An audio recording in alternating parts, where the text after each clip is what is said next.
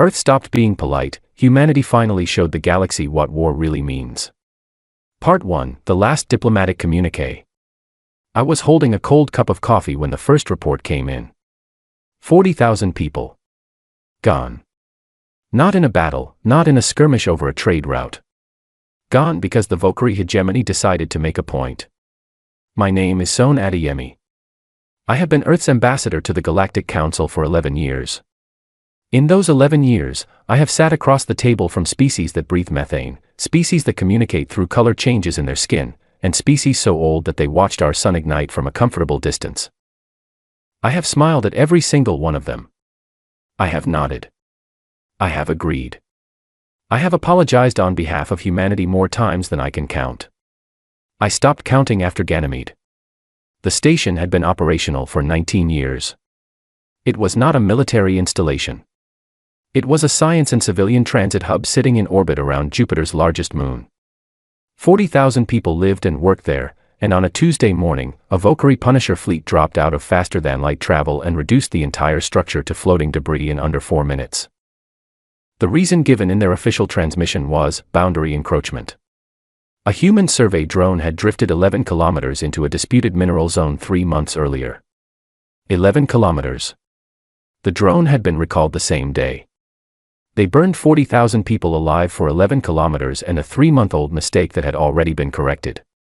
I received the casualty report in my office on the council station, and I sat very still for a long time. Not because I was in shock. I had been an ambassador long enough to understand that shock is a luxury. I sat still because I was thinking, carefully, about what came next. What came next was a council session, called within 6 hours. Every delegation arrived. The chamber filled with the clicking, humming, and translated murmur of 37 civilizations. The Valkyrie delegation sat with the particular posture their species used when they were confident. It looked something like relaxation, but their cultural consultants had explained years ago that it was actually closer to what a human would call satisfaction. They were satisfied. I had attended hundreds of these sessions. I knew what was expected. A formal statement of grief. A request for arbitration. A quiet negotiation about reparations that would ultimately result in humanity paying a settlement, accepting an apology that contained no actual remorse, and moving on. It had happened before. Not on this scale, but the mechanism was the same. The galaxy had come to expect it from us. We were the polite species. The cooperative ones. The young civilization still earning its seat at the table. Everyone knew that. And then the doors opened, and Secretary General Helen Marsden walked in. I had met Helen 3 times before her appointment. She was not a politician by original training. She had spent 16 years in the Earth Defense Corps before moving into civil service, and she carried that background in the way she moved, in the way she looked at a room before she entered it. She was 61 years old, and she had gray in her hair that she had never bothered to treat, and her eyes were the particular shade of calm that belongs only to people who have made hard decisions before and are prepared to make them again. She sat down beside me without saying anything. The council chair, a Delhari elder named Voris, opened the session with the standard expressions of condolence. Representatives from several delegations offered sympathy. The Valkyrie representative, a tall creature named Heketh whose translated name meant something close to third voice of expansion, offered a statement that included the phrase, regrettable escalation, and suggested that humanity should take this moment to reflect on the importance of respecting established boundaries. The chamber waited for Helen to respond. She did not respond. She reached into the document case she had carried in and removed a single object. She placed it on the table in front of her. It was small. It was brass, and it was old. Any human who knew their history would have recognized it immediately. It was a spent cartridge casing. The kind that had come from a firearm. The kind that had been used in wars humanity had fought against itself, long before we ever looked up and understood we were not alone in the universe. She set it on the table and folded her hands over it, and she looked at Heketh, and she said nothing. The translator systems in the room had nothing to translate. The silence lasted almost 2 full minutes, which in a council chamber is an extraordinary amount of time. Delegations shifted. Heketh's posture changed. The satisfaction in the Valkyrie representative's bearing became something more uncertain. Voris finally asked, carefully, whether the human delegation wished to submit a formal response to the incident. Helen looked at him. "We will be in touch," she said. And she stood up and walked out. I gathered my materials and followed her. In the corridor outside, she was already speaking quietly into her personal communicator, and what she was saying had nothing to do with diplomacy. She was speaking to the Earth Defense Corps Joint Command. I caught only a few words before she stepped into a private corridor, but they were enough. She was not asking for deployment options. She was not requesting a threat assessment.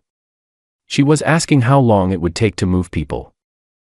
Specifically, she was asking how long it would take to evacuate every human civilian from every location within Valkyrie-controlled space. I stood in that corridor for a long moment. In 11 years as an ambassador, I had learned to read rooms, to read silences, to read the small signals that diplomatic experience teaches you to notice before the larger events make themselves obvious. I had spent those years believing, genuinely believing, that humanity's restraint was the right approach. That patience was wisdom. That every time we absorbed an insult or a loss and responded with measured words instead of action, we were building something worth having. I still believe that. But standing in that corridor, I understood that believing in patience does not mean patience has no limit. And I understood, with a clarity that settled into my chest like cold water, that we had just reached ours. I looked back through the chamber doors, still slightly open. The Valkyrie delegation was speaking among themselves. Heketh was examining the empty space on the table where the brass casing had been. Helen had taken it back with her when she left. That object had not been a threat. It had not been a declaration. It had been something more precise than either of those things. It had been a memory. A reminder of something humanity had once been very good at. Something we had spent a century and a half carefully, deliberately moving away from. Something we apparently had not entirely forgotten. I picked up my own communicator and called my assistant. I told her to cancel the week's scheduled meetings. All of them. I told her to prepare a secure channel to the Earth Diplomatic Corps Home Office and to flag the channel for the highest available clearance level. Then I walked down that corridor and caught up with Helen Marsden, and I asked her, very quietly, what she needed from me. She looked at me for a moment. Then she said, "Right now, Sohn, I need you to stop thinking like a diplomat." I nodded. "What should I think like instead?" She looked back toward the council chamber. "Think like someone who remembers what that casing is from," she said. "And think about why we stopped needing it." She walked away, and I stood there, and I thought about exactly that. About why we stopped. About what it had cost us to stop. About 40,000 people on a station above a moon, who had gotten up that Tuesday morning to do ordinary work and had not had the chance to finish it. And I thought about what it was going to cost us to start again. The coffee I had been holding when the first report came in was still sitting on my desk back in the office. Stone cold by now. I had not finished it. I did not go back for it. Part 2, what we remembered how to do. The Valkyrie gave us 12 cycles to respond to their surrender demand. Let me explain what that means, because when I first heard the phrase, surrender demand, I thought someone in the intelligence section had made a translation error. They had not. Heketh's follow-up transmission, sent 48 hours after the council session, formally called on Earth to acknowledge the legitimacy of the hegemony's action at Ganymede, submit to a restructured boundary agreement that removed human presence from a third of our existing deep space installations, and pay a formal stability contribution, which was the Valkyrie term for what every other civilization in the galaxy simply called tribute. 12 cycles. About 11 standard Earth days. My name is Priya Narayanan. I am a staff sergeant with the 1st Human Expeditionary Force, and when that transmission came in, I was in a training bay on Callisto Station running close-quarters drills with 9 other soldiers who had been pulled from standard rotation without explanation 3 days earlier. We found out why soon enough. The officer who walked into our bay was Colonel Edmund Graves. He was a compact man in his mid-50s with a voice that never seemed to rise above a conversational level regardless of what he was saying. He had served in the Earth Defense Corps for 30 years, and before that his father had served, and before that his grandfather, which made him the kind of soldier who understood the institution the way other people understand family. He stood at the front of the room and looked at us for a moment without speaking, and then he said, "The Valkyrie believe we have 11 days to decide whether to comply with their demands. I want you to understand something clearly. We are not spending 11 days deciding. We are spending 11 days preparing. No one in that room said anything. Graves set a data pad on the table. The hegemony has been in contact with 4 other species over the past 6 months, positioning itself as the dominant military power in this sector of the galaxy. Their most recent campaign, against a species called the Orith, lasted 9 days. The Orith had a functioning space fleet and ground forces and surrendered on the 6th day when the Valkyrie destroyed their orbital defense network. The hegemony has not fought a war longer than 3 months in 200 years. He paused. I need everyone in this room to think about what that means. I thought about it. I had a degree in military history before I enlisted. I had read about campaigns that lasted years. Decades. I had read about wars that reshaped entire continents, that consumed economies, that outlasted the governments that started them. I had studied the peculiar, terrible ingenuity that emerges when a species decides that winning is worth any cost over any timeline.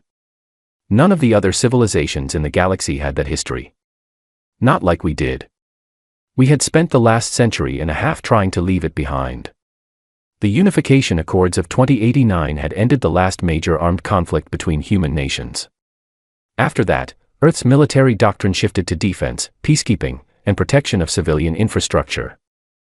The Defense Corps existed, but it existed in the same way a fire department exists, essential, professional, and something you hoped you would never need at full capacity. What Graves was telling us, without using the exact words, was that full capacity was about to be tested. He was not wrong. The mobilization happened faster than I think even command expected it to. There is a particular institutional memory that lives inside an organization that has been preparing for something it hopes will never come. The Defense Corps had been training, budgeting, and quietly upgrading for years. The shipyards that officially produce civilian transport vessels had secondary specifications in their design archives. The logistics networks that moved agricultural supplies between colony systems could be reconfigured. The officers who ran training simulations against hypothetical peer-level adversaries suddenly had a real adversary to measure against. Within 5 days, the 1st Expeditionary Force had a fully staffed command structure, a fleet roster, a supply chain, and a tactical doctrine that had been stress-tested against everything the intelligence section knew about how the Valkyrie fought. That last part was where things got interesting. I was attached to a tactical analysis cell, which meant I spent those 5 days in a room with a dozen other soldiers and 3 civilian analysts going through every recorded engagement the Valkyrie had participated in over the past 200 years.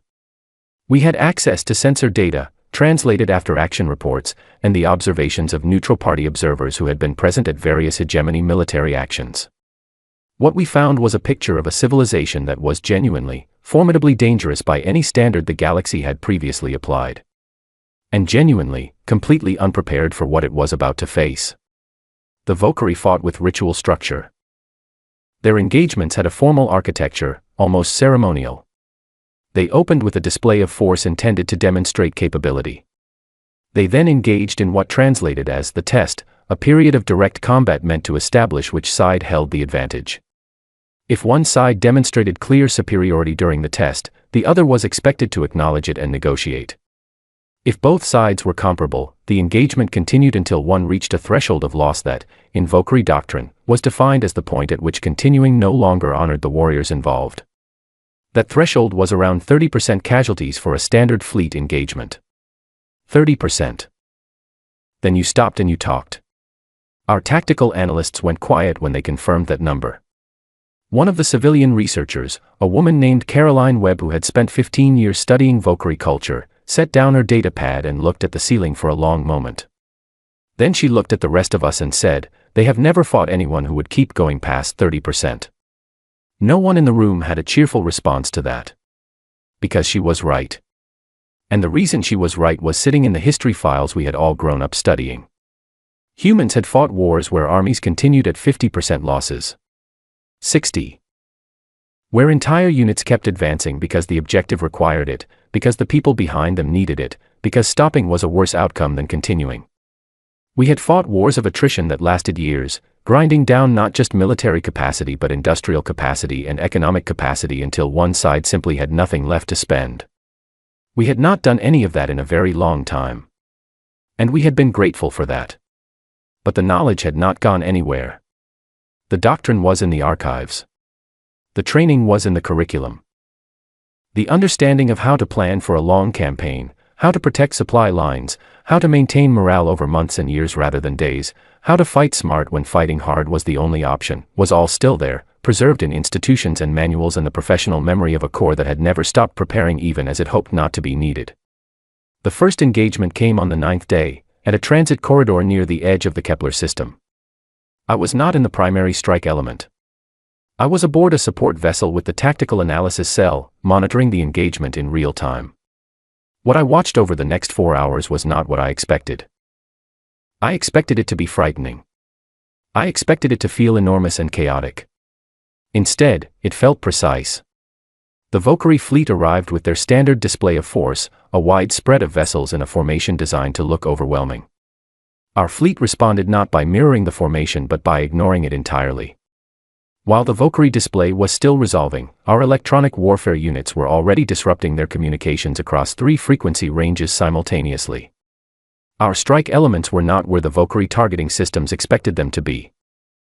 Our point defense networks were already coordinated into a layered structure that the hegemony's offensive doctrine had no established procedure for breaking.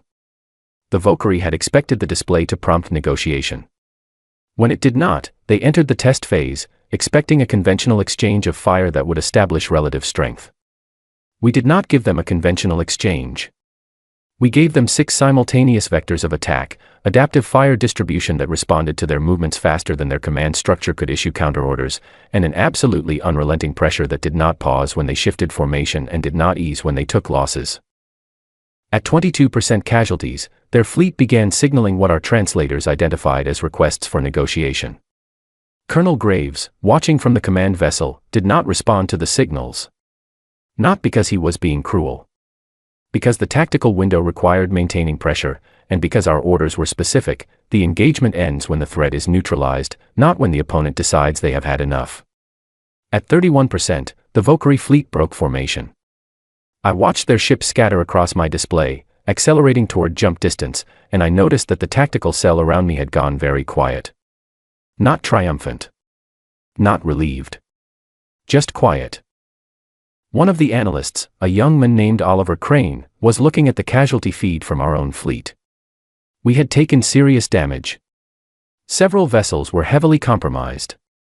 The human cost was real and it was significant, and it sat in the room with us without anyone acknowledging it out loud. After a while, Caroline Webb said, in a voice that was barely above a murmur, "They're going to go back and tell the hegemony what happened."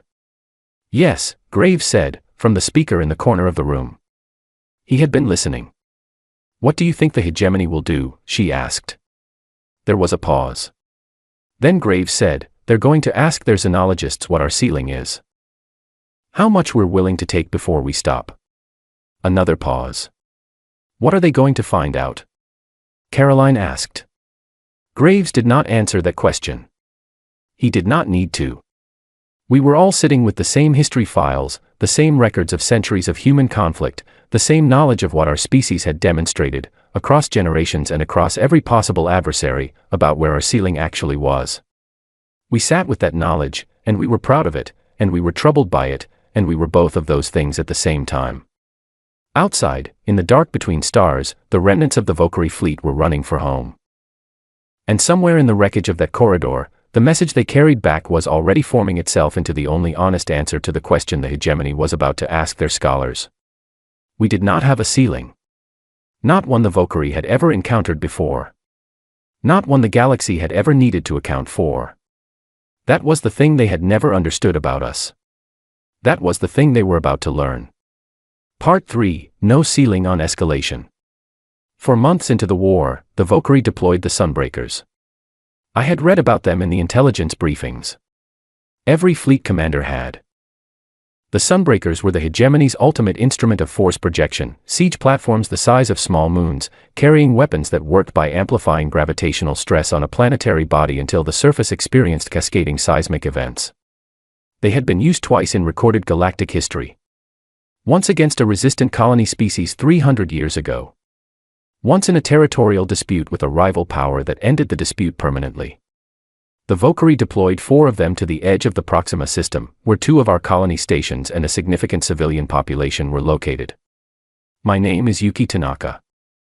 I command the UES Unbroken, a heavy combat vessel that had been, until 14 months ago, classified as a frontier defense platform. She was not the largest ship in the fleet. She was not the fastest.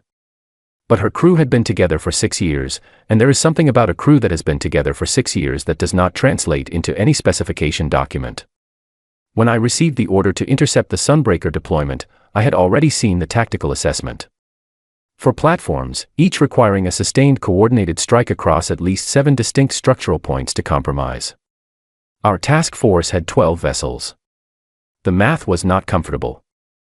I called my senior officers to the briefing room and put the assessment on the screen and let them look at it. No one suggested we find a reason to request a different assignment. I did not expect them to.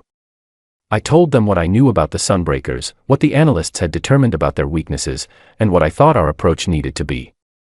Then I asked each of them what they thought. It was a long meeting. What emerged from it was not a plan that looked like anything in the standard tactical manuals. It looked like something that had been built out of necessity and specific knowledge and the collective experience of 12 ships and their crews. It involved timing that left almost no margin, coordination that required every vessel to act on judgment rather than waiting for orders, and a willingness to take damage in the early phase of the engagement that would, by Valkyrie standards, have been the point at which any reasonable commander pulled back. We were not going to pull back. The engagement began before dawn, ship time. I was on the bridge, and I watched our task force come out of coordinated jump at 4 separate approach vectors simultaneously. The Sunbreaker platforms registered us immediately. Their defensive systems were formidable. Their escort fleet, which we had not fully accounted for in the original assessment, was larger than the intelligence briefing had suggested. The first hour was the hardest thing I have ever experienced in 16 years of service. 3 of our vessels took critical damage in the opening exchange. 1, the UES Resolute, lost her main drive and was running on emergency power within 40 minutes. Her captain, a man named Gregory Holt, sent me a one-line message that said, "We still have weapons. We are still in this." And they were. The Resolute drifted for the rest of the engagement, weapons active, doing what damage she could from a stationary position while the rest of us maneuvered around her. The Valkyrie escort commanders clearly expected that level of damage to produce a withdrawal. When it did not, they adjusted their formation, which was tactically sensible, and then adjusted it again when our response countered their first adjustment, and then again, and each time they adjusted, we had already anticipated 3 options ahead and were positioned for the one they chose. We were not smarter than them. I want to be clear about that. The Valkyrie are an intelligent, experienced military civilization. What we had that they did not was a doctrine built on the assumption that the situation would get worse before it got better, and a training culture that had prepared us specifically for how to function effectively when it did. By the 3rd hour, we had compromised 2 of the 4 Sunbreaker platforms. Their structural integrity was failing.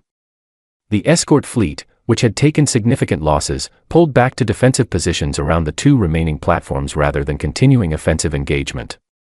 What happened next is the part one think about most often. A Valkyrie fleet commander broadcast a request for a temporary ceasefire to discuss terms. It was a formal request, following their established protocol. In any engagement the hegemony had fought before, that request would have been the beginning of the end of the battle. Both sides would pull back, assess losses, and a negotiation would follow. I looked at my tactical officer, a young woman named Sandra Pierce, and she looked back at me, and I said, "What does command say?" She checked the orders on her screen. The orders had been clear before the engagement started and they had not changed. "Neutralize the threat," she said. "Then that's what we do," I said. We did not accept the ceasefire request. We continued the engagement. I want to explain something here, because this is the part that has been most discussed in the analyses written afterward, and some of those analyses have described what we did as ruthlessness. I do not think that is the right word. Ruthlessness implies indifference to cost. We were not indifferent to anything. Every person on every ship in that task force was a real person with a family and a life and a clear understanding of what was at stake. We were not indifferent to the risk. We carried it with us every moment. What we had was clarity of purpose. The Sunbreakers were positioned to destroy civilian installations. Until they were neutralized, they remained a threat.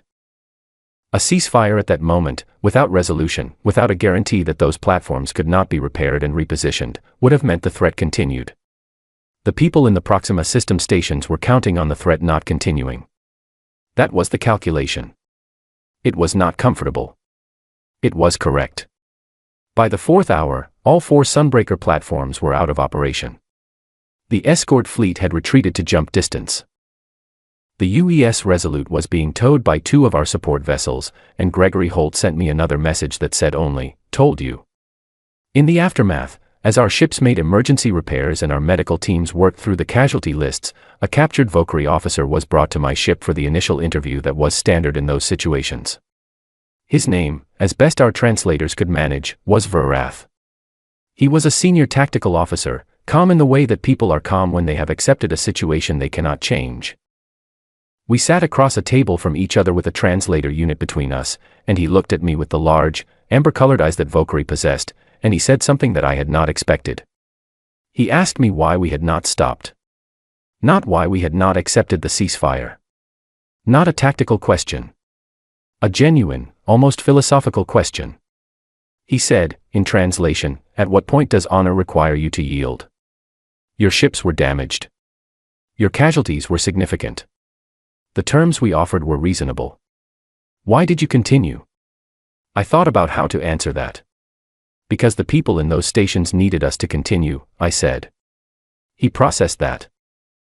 Then he said, "But you did not know them." "No," I said. "But they are ours."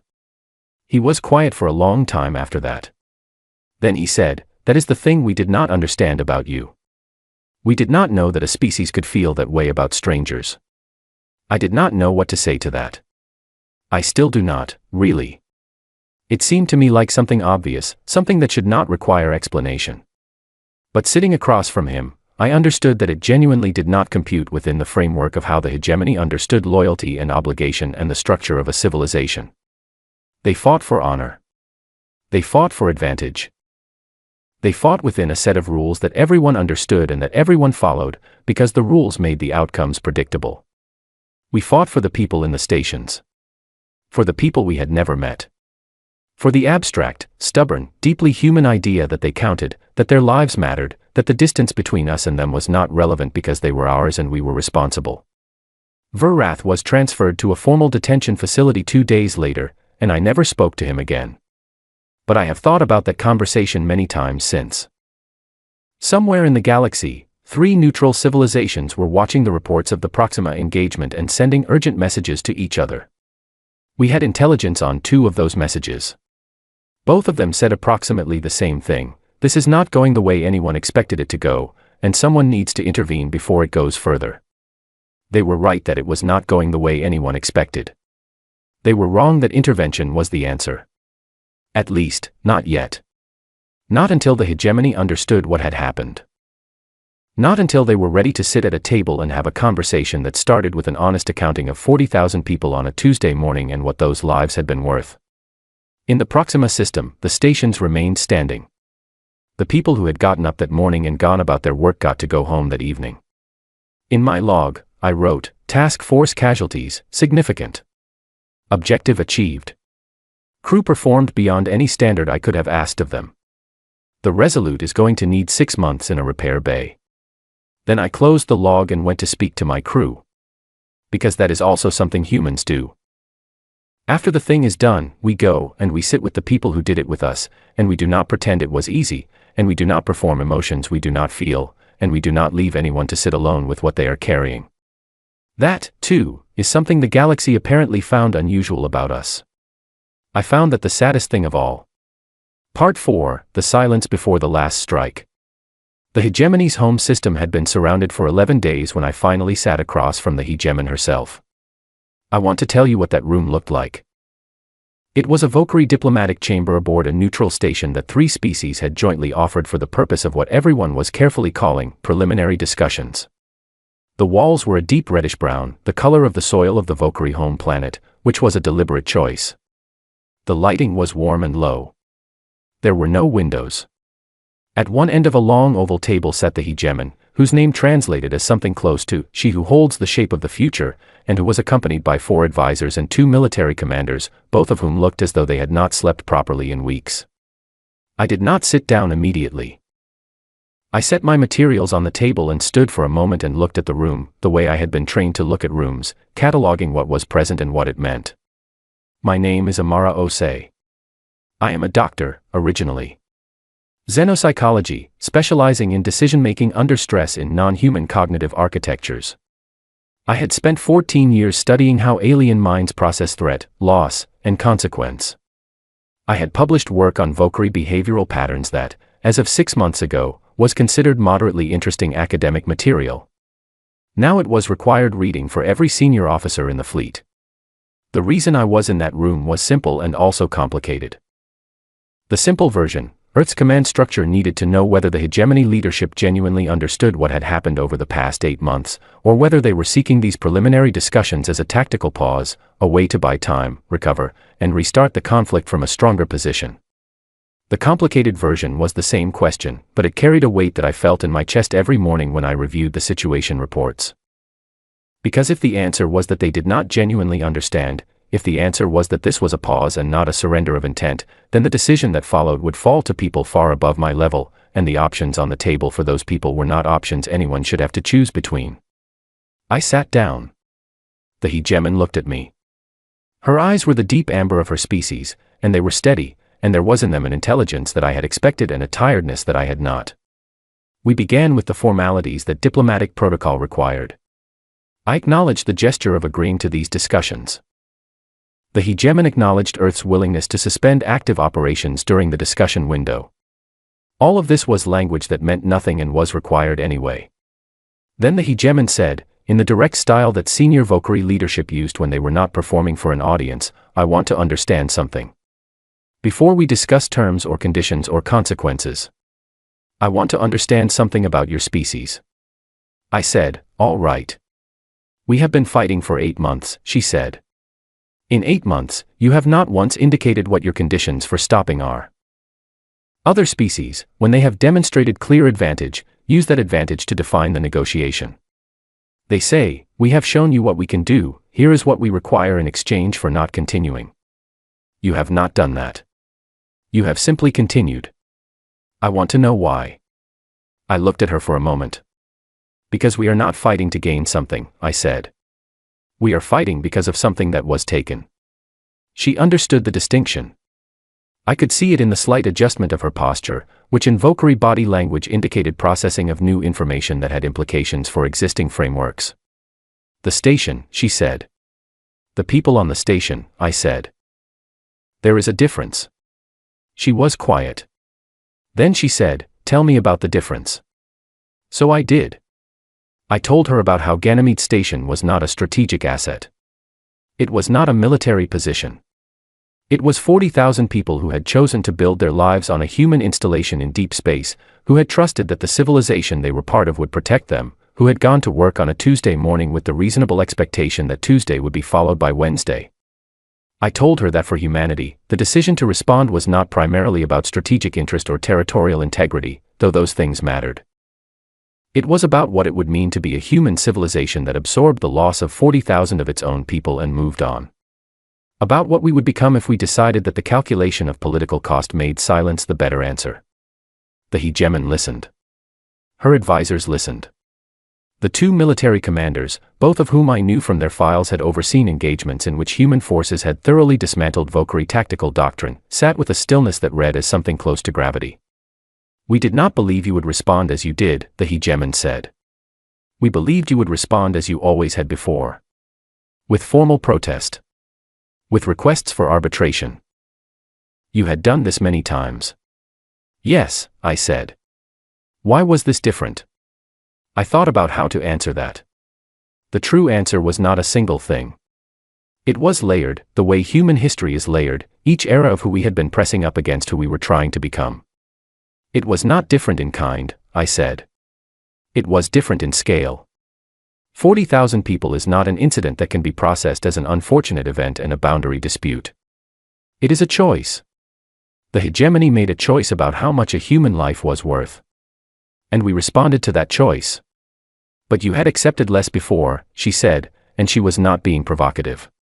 She was genuinely trying to understand. You accepted apologies. You accepted compensation. Why not this time? Because the people who accepted those previous apologies are still here, I said. We are a long-lived species in terms of institutional memory. The people who made those decisions are part of our history. We teach our children about those moments. We have spent decades debating whether we were right. And I think, honestly, that most of us had always known that one day we would face a situation where the answer we had been giving was no longer sufficient. This was that situation. The hegemon was quiet for a long time. Then she said, I have reviewed your species' historical conflict records. What I found disturbed me. Not because of the violence, though there was considerable violence. What disturbed me was the length. The duration. Conflicts that lasted years. Decades. Species fighting over the same territory, the same principles, the same grievances, generation after generation. We found this irrational. A war that cannot be decided within a defined engagement period is a war that serves no functional purpose. We could not understand why you continued. We continued because the thing we were fighting for mattered enough to continue, I said. That is the honest answer. It is not always the right answer. We have fought wars that should not have been fought. We have made terrible choices in the name of principles that did not deserve them. We know this about ourselves. But the capacity to continue, to sustain effort over time when the cause is real, that is not something we chose to have. It is something we are. She absorbed that. Then she said, if we had understood that, we would not have acted at Ganymede. I know, I said. There was a pause that lasted long enough to become uncomfortable. Then the hegemon said something I had not expected. She said, what are you going to do now? The question was simple. The weight behind it was not. She was asking, in the language that sits beneath official language, whether humanity was going to use the position it had reached to do what every other dominant power in galactic history had done when it found itself with a defeated adversary in front of it. I looked at her steadily.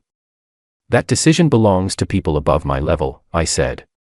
What I can tell you is that I have spent the last 2 months in this role trying to assess whether your leadership has genuinely reckoned with what happened. Whether you understand not just that you lost militarily, but why the war was fought in the first place. And, she said. I think you do, I said. I think you understand now. And I think that matters. She looked at me for a long moment with those steady amber eyes. Is it enough? She asked. It was the most honest question anyone had asked me in 8 months of this war. It stripped away every layer of diplomatic framing and sat on the table between us like something exposed.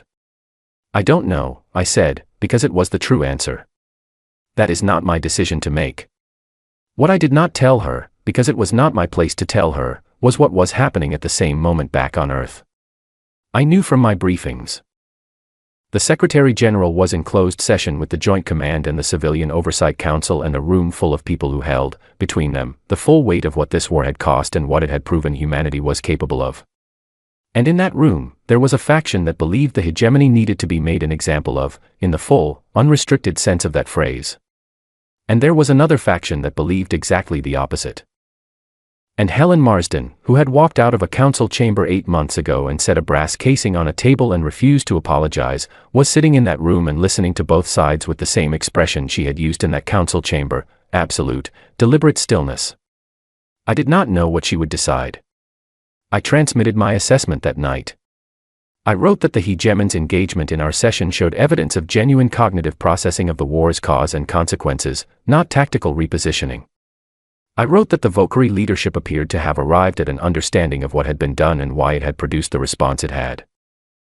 I wrote, in the formal language of psychological assessment, that I believed the conditions for a durable settlement existed if the terms offered were structured around accountability rather than punishment.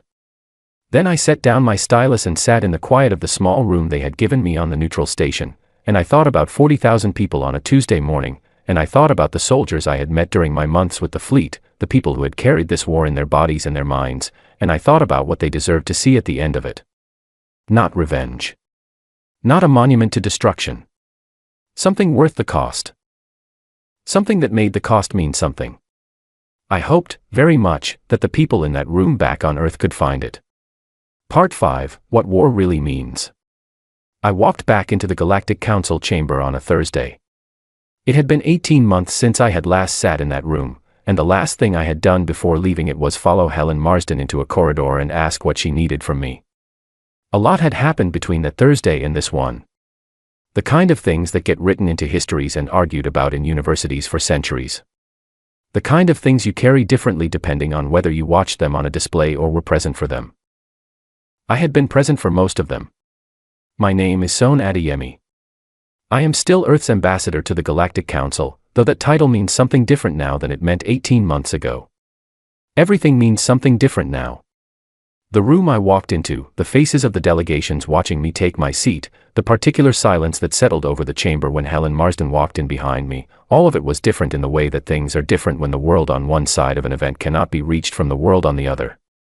I had prepared for this session for 6 weeks. I had drafted the terms with a team of legal scholars, military advisors, xenodiplomacy experts, and historians. I had reviewed every precedent in galactic history for the conclusion of a major conflict, and I had found, without exception, that every such conclusion involved the winning party extracting something from the losing party. Territory. Resources. Political concession. Formal acknowledgement of the winner's superiority. The galaxy had a very consistent template for what happened when one civilization defeated another. We were not going to use that template. Helen sat beside me. She did not place anything on the table this time. She folded her hands and looked at the assembled delegations, and the chamber held the kind of quiet that comes when an audience understands they are about to hear something they have not heard before. The council chair, Voris, opened the session. He noted the presence of all major delegations. He noted the presence of the Valkyrie Hegemony senior diplomatic representative, a new figure named Keleth who had been appointed following the restructuring of the Hegemony's leadership after the fall of the home system's outer perimeter. He noted the formal cessation of active military operations. He noted that Earth's delegation had requested this session to present a formal resolution framework. Then he looked at me. I stood up. I did not have notes in front of me. I had read what I was going to say enough times that the words were part of me.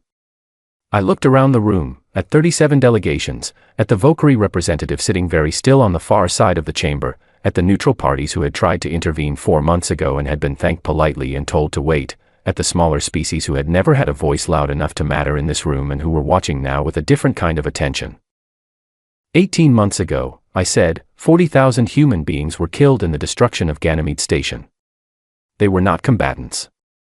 They were not strategically significant.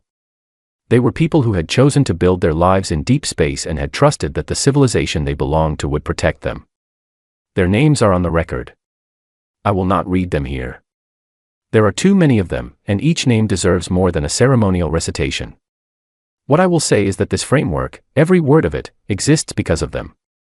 The room was absolutely quiet. The resolution framework Earth is presenting today contains 3 terms. Not the 3 the hegemony expected. Not the 3 that galactic precedent would suggest. The 3 that we believe are required by what actually happened and what it should mean going forward. I paused. I had learned, over 11 years as a diplomat, that pauses carry information. The pause I took here was intended to communicate one thing, that what followed was not performance. It was not strategy. It was the conclusion of an 18-month process of human deliberation about who we were and who we intended to be. The first term is accountability, I said. The hegemony will formally acknowledge, before this council and in permanent galactic record, the specific nature of the action at Ganymede Station. The destruction of a civilian installation, the deaths of 40,000 non-combatants, as an act of political demonstration. Not a military necessity. Not a response to aggression. A choice. The acknowledgement will include the identity of the individuals in the hegemony's command structure who authorized the action and will form the basis of a formal war crimes proceeding conducted under the authority of this council. I watched Keleth. The Valkyrie representative's posture was very still. Not the confident stillness that Heketh had shown 18 months ago. A different kind of stillness. The kind that belongs to someone who is listening because they have no other option, and who is finding, perhaps to their own surprise, that what they are hearing is not what they had braced for. The second term, I said, is structural. The militarized border zone representing approximately 40% of the disputed space between human territory and hegemony space will be demilitarized under joint neutral party monitoring for a period of 50 years, with a review mechanism at the 25-year mark. This does not transfer sovereignty. This establishes a buffer that prevents the kind of ambiguity that was used as justification at Ganymede from being used again. Across the chamber, several of the neutral delegations were exchanging looks. I knew what they were thinking. They were thinking that these terms were lighter than they should have been, if the goal was punishment. They were thinking that a civilization which had destroyed the hegemony's outer perimeter, which had surrounded the home system, which had demonstrated a military capability that no one in the galaxy had previously accounted for, was pulling its hand back in a way that made no strategic sense by conventional galactic logic. They were right that it made no sense by that logic. They were about to understand that we were operating by a different logic. The third term, I said, is permanent. Earth is proposing the establishment of a galactic civilian protection framework, a binding agreement among all Council member civilizations that defines civilian installations, non-combatant populations, and humanitarian infrastructure as protected under galactic law, regardless of strategic context. Violations of the framework will be subject to Council investigation and collective response. The framework will be administered by a permanent body with equal representation from all member civilizations, including the Valkyrie hegemony. The room changed. I have been in enough important rooms to feel when a room changes. The quality of attention shifts. People who were sitting one way begin to sit another way. The particular held breath quality of a large space full of minds adjusting to new information settled over the chamber like a change in air pressure. Voris said, very carefully, Ambassador Adeyemi, for clarification, Earth is proposing to include the Valkyrie hegemony as a founding member of the body that will administer the framework. Yes, I said. Despite the events of the past 18 months. Because of the events of the past 18 months, I said. A framework for galactic civilian protection that excludes the civilization that most recently demonstrated why it is necessary is not a protection framework. It is a political instrument. We are not interested in building a political instrument. We are interested in building something that actually works. Voris was quiet for a moment. Then he said, Earth is not seeking territorial claims or resource concessions from the hegemony. No. Not any reduction of hegemony sovereignty. No. The sovereignty provisions are outlined in the accompanying document. The hegemony retains full political independence. Another silence. Then, from somewhere in the middle of the chamber, a delegate I identified as the representative of the Orith, the species the Valkyrie had defeated 9 days of war before, said, in a voice that translation rendered as very soft, why? I looked toward the voice. The Orith representative was a small figure, the species was slight in build, and they had come to this session with what I suspected was a very different set of expectations about what human victory looked like. Why what? I said. Why this, the representative said. You had them. You were in a position to end them. Every civilization in this room expected you to use that position the way positions of strength are always used. Why did you not? I thought about the answer I had been rehearsing for this moment. The diplomatic answer, careful and structured. Then I set it aside. Because we know what we are, I said. We have been fighting since before we had language to describe what fighting was. We have a history of conflict that most civilizations in this galaxy would find incomprehensible. We have done things to each other, human to human, across centuries, that we have spent generations working to understand and move past. We are not naive about what we are capable of. That is precisely why we made this choice. The room was listening in a way I had never felt a room listen before. 40,000 people died on Ganymede because the Valkyrie decided that a human life had a certain value, and that value was low enough to be spent making a point. We went to war because the calculation was wrong and needed to be answered. But the answer to a civilization that placed a low value on human lives is not to demonstrate that we place a low value on Valkyrie lives. The answer is to establish, in permanent galactic record, that civilian lives have value. All of them. Including the ones the Valkyrie were born into. I looked at Keleth directly. This framework will not bring back the people who died on Ganymede Station, I said. Nothing will. Their names are in the record, and they will stay in the record, and the acknowledgement in Term 1 will make certain that what happened to them is never described as a boundary dispute again. That is what we owed them. What we owe the rest of the galaxy is something different. We owe it the demonstration that the most powerful military force it has ever encountered chose to use that power to build something instead of to take something. Helen placed the brass casing on the table. She had brought it again. The same one from 18 months ago.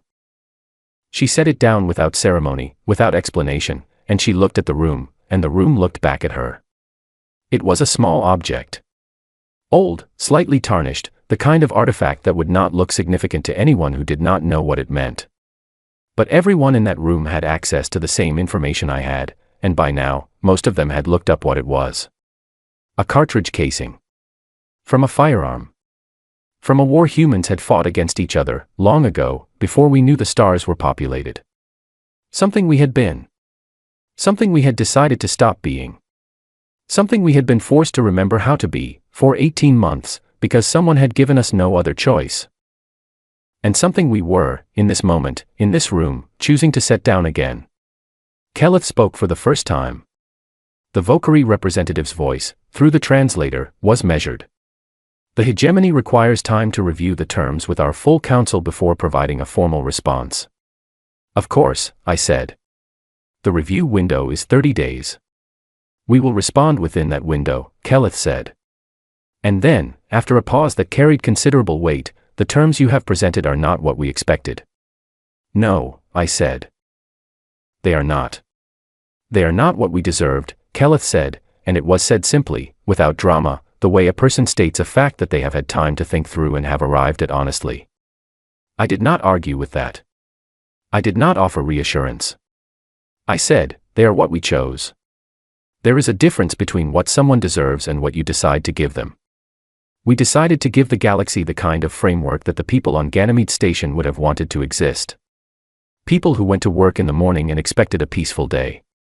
People who believed in something worth believing in. The session did not end with applause or celebration. It ended the way real things end, quietly, with people sitting with the weight of what had been said and what it would require of them going forward.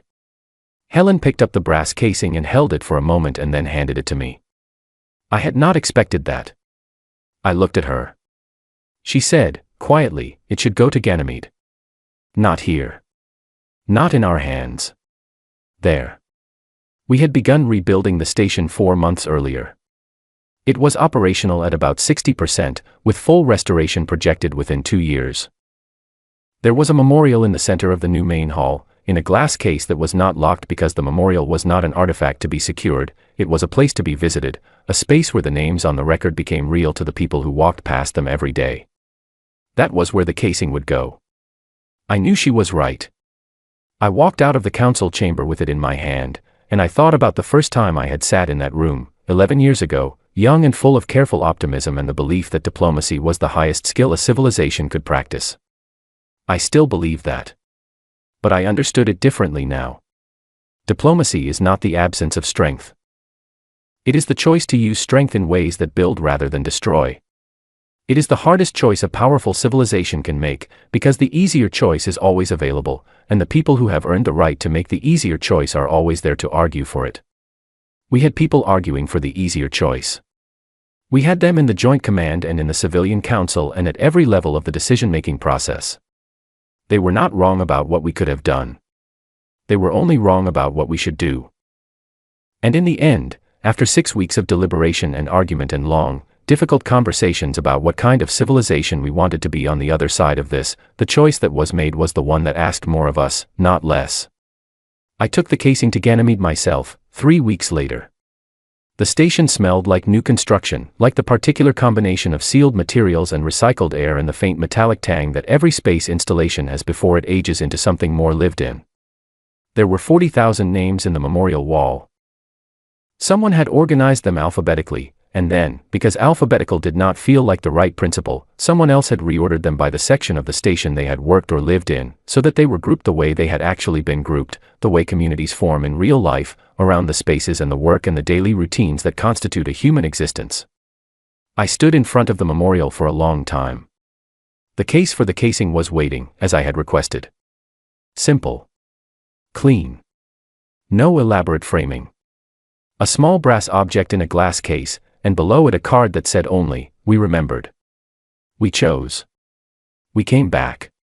I placed it inside and closed the case. There was no ceremony. There were a few construction workers taking a break nearby, and a handful of administrative staff who had been there through the rebuilding, and they nodded at me, and I nodded back, and we did not make it more than it was. Which was this, a promise. The kind you make not with words but with actions. The kind that has to be renewed, day after day, by the choices a civilization makes about who it will be and who it will refuse to become. I walked back through the station, past the new cafeteria and the observation deck where you could see Jupiter's cloud bands turning slowly in the distance, past the offices where people were already filling the space with the ordinary business of human life, and I thought about a Tuesday morning and 40,000 people who had done the same thing. They had believed in something. In the kind of civilization that was worth building a life in. Worth trusting. Worth getting up for on a Tuesday morning and going to work in the cold dark of deep space because the project of humanity reaching outward into the stars was worth being part of. We had not been worthy of that belief, not entirely, not always. We had been slow when we should have been fast, silent when we should have spoken, and then, when we finally spoke, we had spoken in a language no one in the galaxy had expected us to know. But in the end, when the moment of choosing came, we had tried to be worthy of them. I do not know if we succeeded. That judgment belongs to people not yet born, to historians and philosophers and ordinary citizens looking back from a distance we cannot yet see. What I know is what I saw in that chamber on a Thursday, a room full of civilizations, some of them ancient, all of them powerful in their own ways, sitting very still and listening. Listening to humans explain what war really means. Not the tactics. Not the weapons. Not the doctrine or the strategy or the particular terrible efficiency that had surprised the galaxy. What it means to begin one. What it costs to fight one. And what it requires of you, when you win, to be the kind of civilization that makes winning worth something. I flew home the next day. The coffee on my desk was cold again. I drank it anyway. Some habits are not worth breaking.